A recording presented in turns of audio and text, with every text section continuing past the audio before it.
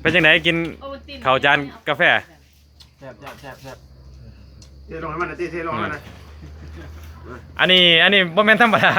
กินกาแฟกับข้าวเหนียวมึงติล่ะห่วย ก็ต้องเทมึงเขาจะ บ่ของข่อยเด้มันใส่แล้วซองนึงใส่เทมันเนี่ย เป็นจังไดเฮ้ยขมหวานแซ่บกินจังซี่มาโดนแล้วบ่โต หลายเดือนเลยได้ดิ บ่มันเป็นจังได